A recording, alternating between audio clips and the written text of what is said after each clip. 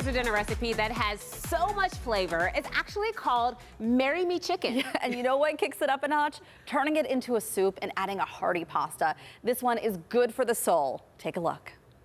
Today we have one of my all-time favorites, Marry Me Chicken and gnocchi.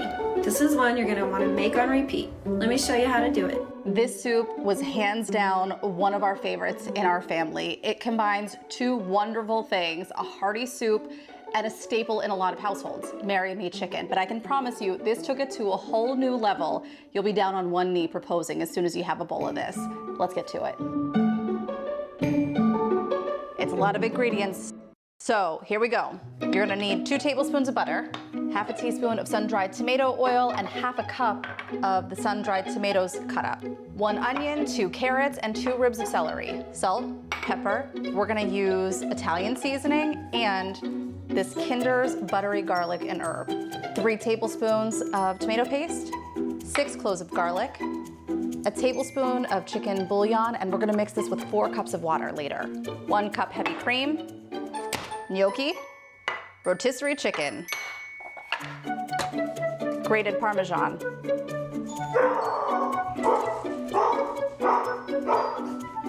you know, I can't have any dish without a little bit of cheese. 2 cups of spinach, roughly chopped. Are you feeling a little bit overwhelmed looking at all this? I get it, but in 25 minutes, dinner's gonna be ready. Remember how I told you 2 tablespoons of butter? I really kind of measure with my heart, so we're just gonna say approximately. I think that's 2 tablespoons. That's going into the pot. This is also when we're gonna add in our sun-dried tomato oil. So we're taking what's left in the jar and we're adding in 2 tablespoons. My first oops of this, I added in too much sun-dried tomato oil, but it's okay. It's still gonna be delicious.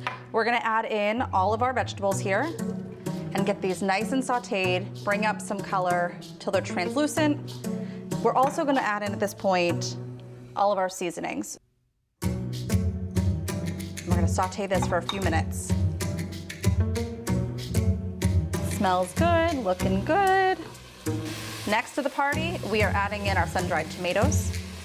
And let's just give them a quick stir with everything else. I'm making a little bit of a hole in the middle, well, it's a pretty big hole actually, for our tomato paste.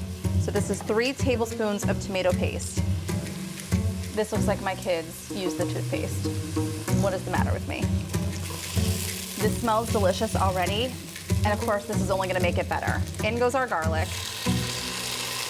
Now that this is cooked for a minute, this is where we actually get our soup going. So we have our better bouillon. We have our better than bouillon, but okay, got it. Okay. 1 tablespoon of this is going into the pot. And now we're gonna add 4 cups of water and our heavy cream.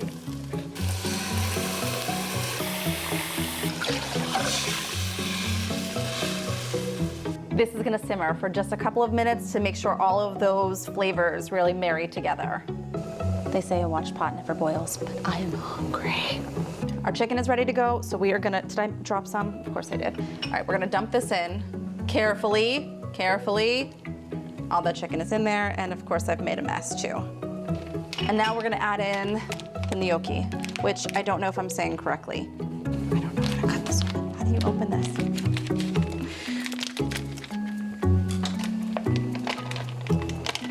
This is gonna boil uncovered for another 3 to 4 minutes just to get everything kind of gelled together and get that gnocchi cooked and the chicken warmed. Cheese, this is life. We need about a half a cup of this, maybe a little more. This is done. Now I will say in the original recipe, she calls for adding in some cream cheese, about 4 ounces if you want. The last time I made it, I felt like it was so rich, so I'm not gonna put it in this time, but it's something you could definitely try if you want to. This is the part where we're gonna add that Parmesan cheese and a little bit of spinach, and then we're done. That's going in now. About 2 cups.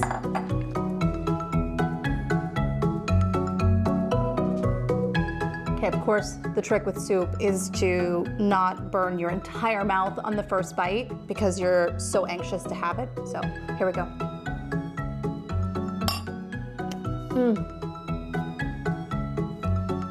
It's so good. You have the starch, the chicken, the veggies, the broth is so good. You gotta try this. Do you know how many times I've burned my mouth taping these every single time? Wow. But I had to look into this, the origins of Marry Me Chicken, because if you've heard of this dish before, it has a backstory apparently. May have started at Glamour magazine with engagement chicken, so a little bit different, okay? The story goes that the recipe was handed down to a coworker who made it, and then her boyfriend proposed.